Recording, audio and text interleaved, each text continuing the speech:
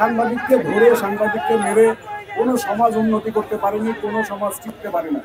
আপনারা যারা সাংবাদিকদের বিরুদ্ধে লেগেছেন, আপনাদের বিরুদ্ধে যদি সাংবাদিকরা লাগে বাড়ি ঘরের বাজার বন্ধ হয়ে যাবে, এটা মনে রাখেন।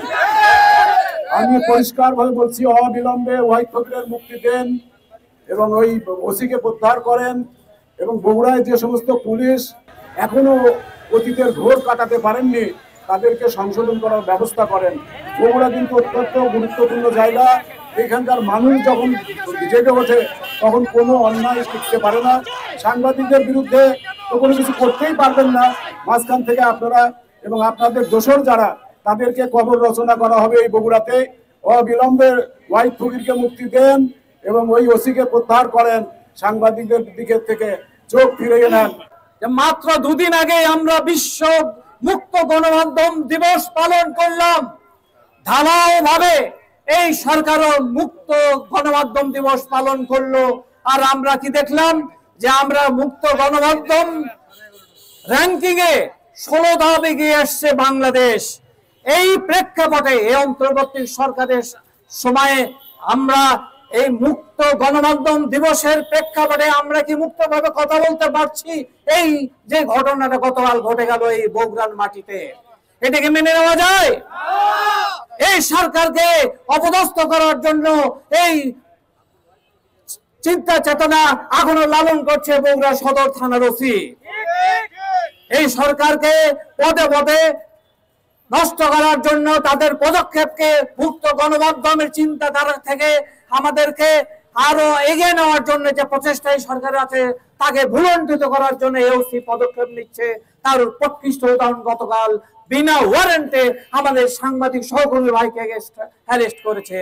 যেখানে মুক্ত গণমাধ্যম দিবস পালিত হয় তারপরের দিন কি কারণে এই জিনিসটা এই কাজটি করলেন? অবশ্যই সরকারকে বিতর্কিত করবার জন্য এই কাজটি করেছেন। আমি একটি কথা বলবো, আমরা কর্মসূচি আগামী দিনে দেওয়ার আগেই মেহেরবানি করে এসপি সাহেবকে জবাব দিতে হবে। বগুড়া সদরের ওসি এবং শাহজাহানপুরের ওসি সাংবাদিকদের বিরুদ্ধে বিভিন্ন কায়দায় বিভিন্ন কৌশলে কারু প্ররোচনায় বিষয়গুলো ঘটাচ্ছে। ইতিমধ্যে শাহজাহানপুরের মামলার বাদী তৈরি করা হয়েছিল, আজকে ফেসবুকে লাইভে বলেছে আমি মামলা প্রত্যাহার করে নিচ্ছি। তাইলে আজকে এই যে ওয়াহিদ ফকিরের মামলার বাদী আমরা আমাদের অনুসন্ধানী জায়গা থেকে খুঁজে বের করে আমরা লেখালেখি শুরু করি, দেখে জয় ফ্যাসিস্টের অনুচর সহচর এবং তাদের আত্মার আত্মীয় যারা আগে নতুন করে প্রোভাইড হতে যাচ্ছে তারা দূর দূর করে পালিয়ে যাবে। এই জন্য চাই ঐক্যবদ্ধ আন্দোলন, ঐক্য থাকা। রোদের মধ্যে যেহেতু আপনারা আছেন, আমি প্রশাসনকে আলটিমেটাম দেওয়ার আগে একটু পরামর্শ দিই। আজকে যে বৈষম্য বিরোধী গণমাধ্যম আন্দোলনের কর্মীদের পাশে আমরা দাঁড়িয়েছি, একাত্মতা পোষণ করে কাজ করছি।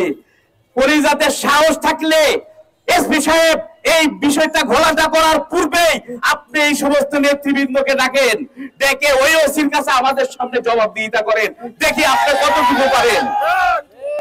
নাইলে আজকের দিনে এই কর্মসূচি ঘোষণা করছি, আগামীকাল 11:30টায় বগুড়ার এই সকল সংবাদপত্রের সকল কর্মী আমরা যারা দাঁড়িয়েছি 2-1 জন সংবাদ কর্মীদের মাঠে নিয়ে আগামীকালকে ডিসি এবং এসপি তে স্মারকলিপি দেওয়া হবে এবং আগামীকালকে এবং পরবর্তী কর্মসূচি ঘোষণা করে। আপনারা রাজি আছেন তো?